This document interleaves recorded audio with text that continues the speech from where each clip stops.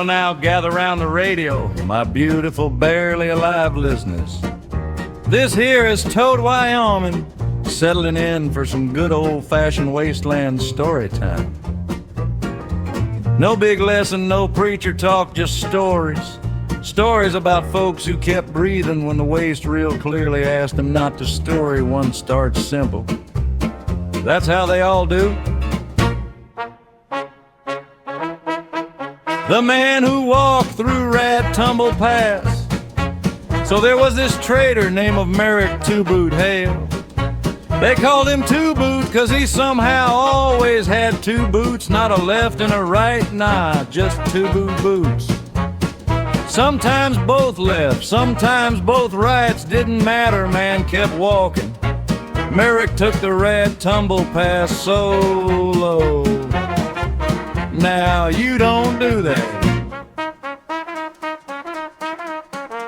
That pass got wind so hot they peel paint off power armor, and rats so thick your Geiger counter starts coughing. Folks asked him why. He said, "Pat's shorter." 3 days later, he came back through town with his skin glowing faint green and a sack full of pre-war snack cakes that expired before most of you were born. Said he found a red rocket truck stop buried in ash, still humming, lights on, but no people. Here's the weird part, he swore the vending machine talked to him. Not beeping, not glitching, talked. Said, "You're late." Merrick didn't ask late for what survival lesson right there, folks. Don't ask questions, you might get answers too. The Ant Queen of Shale Flats, down in the shale flats where the ground moves even when it ain't windy. There was a scaff crew that tried to camp on what they thought was a rocky hill. Turns out it was a giant ant mound. Now you know giant ants, big, mean, smell like hot metal and bad decisions. But this one had a queen folks swore was smart. Crew said the ants didn't attack right away, they just watched ants lined up quiet, too quiet. Then at night, one of the scavvers heard whispering. Not human, not ant either, just whispering. Next morning, half the crew was gone, long line, no tracks, just their boots stacked real neat by the mound. Survivors said the queen learned their routines, learned when to strike, learned who wandered off alone. Lesson there. In the wastes, if something is watching you and learning, you already lost one round. The elk that followed Benny Cross. Now Benny Cross was a courier, good one, too fast and quiet, smelled like jet and bad luck. He swore an elk followed him for 2 weeks straight. Big thing, glowing eyes, antlers wrapped in old radio wire and bone charms. Didn't attack, didn't run, just followed. Every time Benny stopped, the elk stopped. Every time Benny slept, he dreamed of hooves on concrete and a voice on a broken radio saying, "Keep moving." Eventually, Benny collapsed from exhaustion. Elk walked up real slow, real calm, and just stood over him till raiders came. Raiders saw the elk and bolted, wouldn't even loot Benny. Benny lived. Said the elk saved him. Said sometimes survival ain't about fighting. Sometimes it's about being acclaimed by something worse than your enemies. Now I know what you're thinking. Tod, these just sound like regular wasteland nonsense. And yeah, at first, they are. But here's the thing, my irradiated friends, every one of these folks said the same thing after. They didn't feel alone anymore, even when they were like something in the wastes had noticed them, marked him. Decided they were worth keeping alive. And let me tell you, in Wyoming, that's usually when things start getting real strange. This has been Tod Wyoming signing off part 1 of Story Hour. Stay tuned, stay alive, and if something starts walking with you, don't look back right away.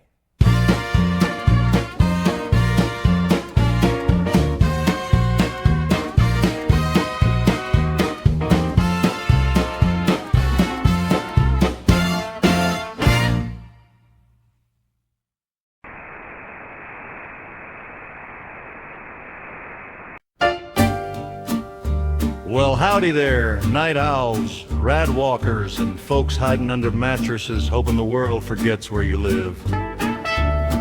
Tod Wyoming here, coming at you with part 2 of tonight's survival stories. These ones. These are the kind you tell yourself to stay sharp, not to sleep better. We ain't to the nightmare section yet, that comes later for now. This is how people actually make it. The man who traded his shadow.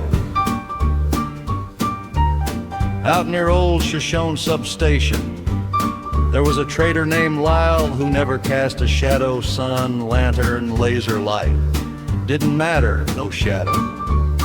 Folks asked him how he survived so long running solo. He'd just say, paid up front. Turns out there's a thing in the dry canyons, only comes out at dusk, buys things you don't know you own. Lyle gave it his shadow in exchange for safe roads, and it worked. Raiders missed him, death claws passed him by, even ferals lost the trail. Problem was, without a shadow, he stopped noticing danger behind him. One day, he walked straight into a minefield, didn't see it coming. Survival deal lesson: if you sell part of yourself, don't be surprised when you need it later. Ant Queen Crossing.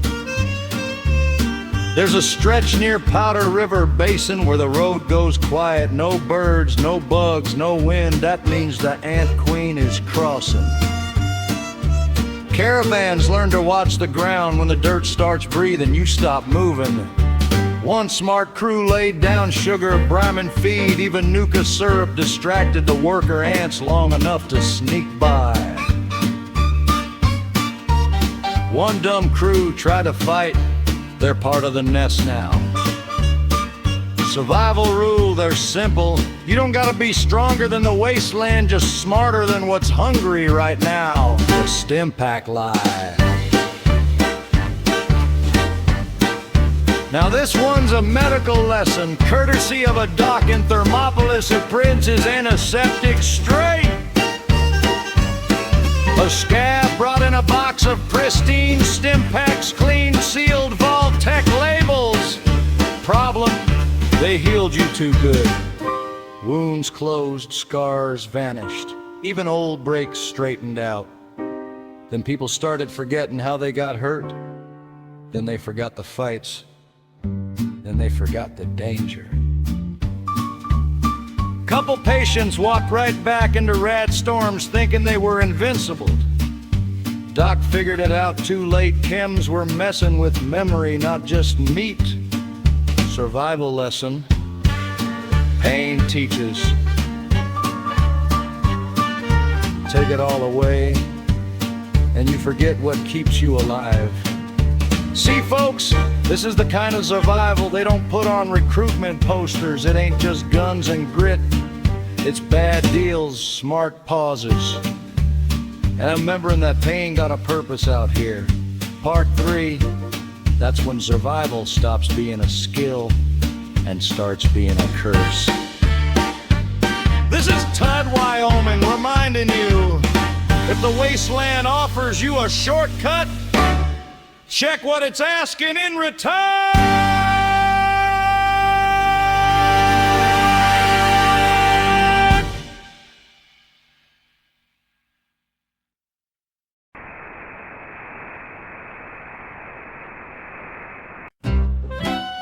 Well, hey there again, my still breathing, mostly humanistless Tod Wyoming back on the mic. If you're just tuning in, congratulations, you missed the normal part. From here on out, stories get the kind of strange that makes your Geiger counter nervous and your shadow start asking questions. Let's keep this train rolling. The mirror man of old Casper Vault Road. There's a stretch of busted highway near old Casper Vault Road where folks say you can see someone walking towards you, but they're walking backward. Name folks gave him, the mirror man. Wears cracked riot armor, visor polished like glass. You don't see his face, you see yours. One caravan guard said he waved. The mirror man waved back, a second too late. Another said he fired a warning shot. The mirror man's reflection flinched before the trigger got pulled.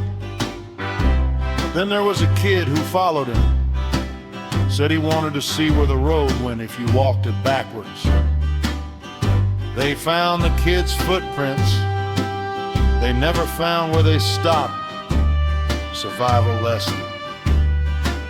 If the road starts showing you yourself, that ain't a shortcut, that's a warning. The bunker that eats names. Out past Devil's Ridge, there's an old pre-war bunker that shows up on no maps. Folks only find it when they're desperate. Doors always unlocked.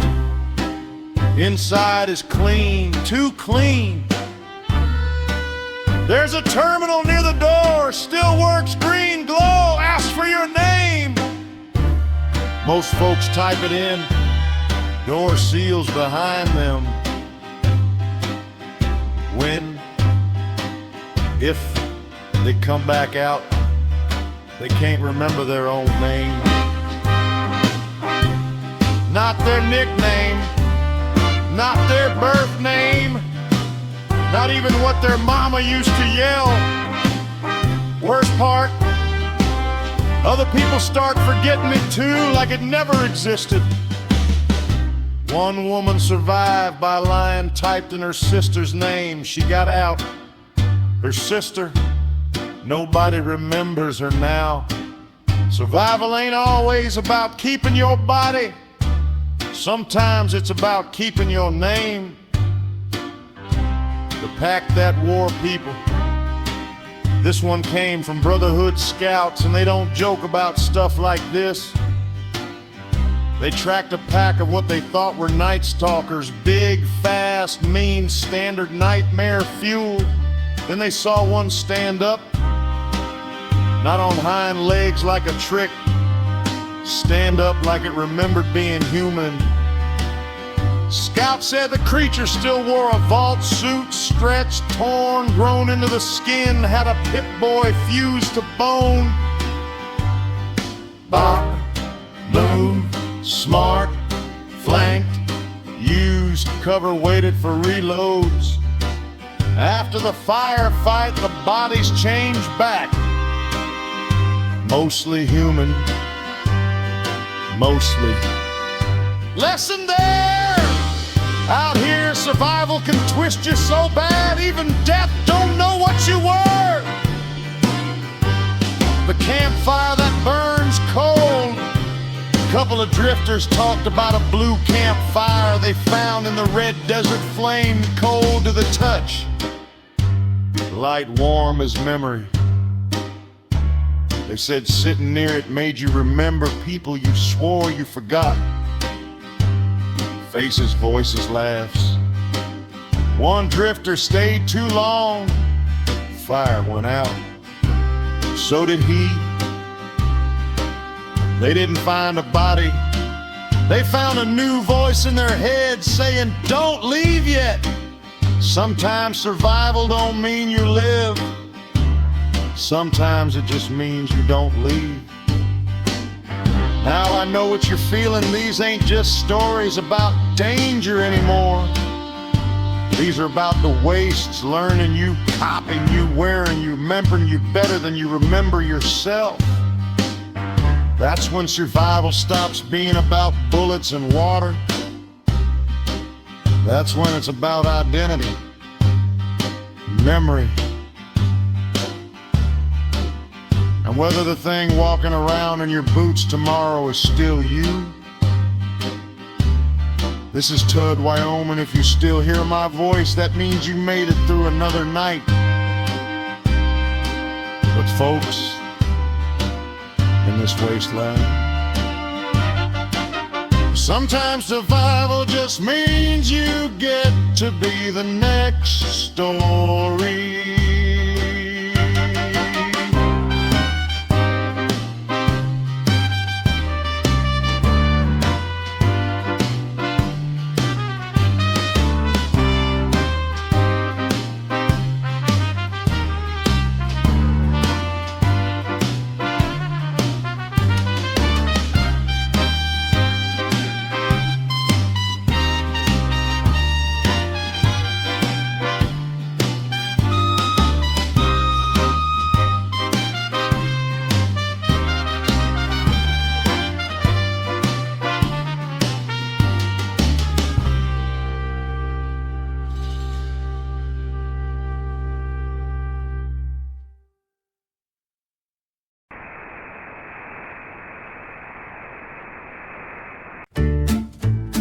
Alright, if you're still tuned in, either you're brave, bored, or already too tired to reach the dial. Tod Wyoming here.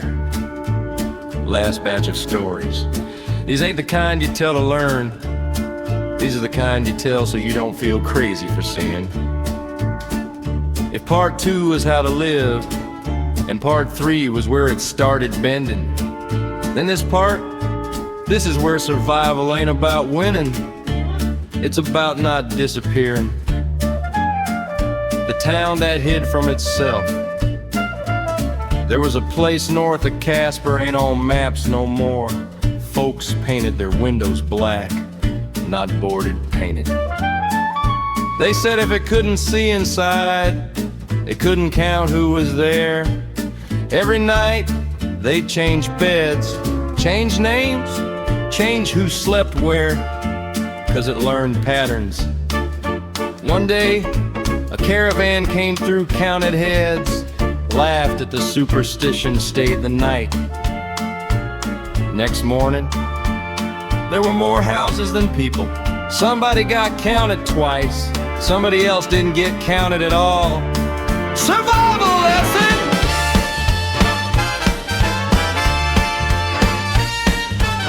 People, whole town is scared of being seen. Maybe they already learned what sees the dog that waited. You ever see a dog outside a ruin, just sitting, not starving, not barking, just waiting? That dog in Rock Springs waited 10 years. People fed it, raiders kicked it, settlers tried to adopt it. It always went back to the same door. One day, scavengers forced the door open inside. Just dust. 2 skeletons. And a holotape still playing a loop. Stay, I'll be right back. Dog wasn't waiting for food. Dog was waiting for a promise to stop being a lie. Survival lesson! Hope can keep you alive. It can also keep you stuck. The ones who made it, here's the one nobody likes. Some folks survive because they're strong. Some because they're smart. Some because they're lucky. But there's a fourth kind. The ones who survive because they don't feel it anymore. They walk through rad storms. They step over bodies. They make the hard call before anyone else can. They're heroes. They're monsters. Usually both by Tuesday. They don't break. They just thin out. Survival lesson! If you feel yourself going numb, that's the Wasteland collecting interest. And that's it for tonight, folks. If you're still breathing, still listening, and still feeling that little knot in your chest, good! That means you're still human enough to be scared. Fear keeps you alive. Stories keep you sane. And silence is what fills in when nobody's left to warn you. This is Tod Wyoming, signing off, telling you what I tell myself every night. If the wasteland starts feeling normal, that's when you should really start running.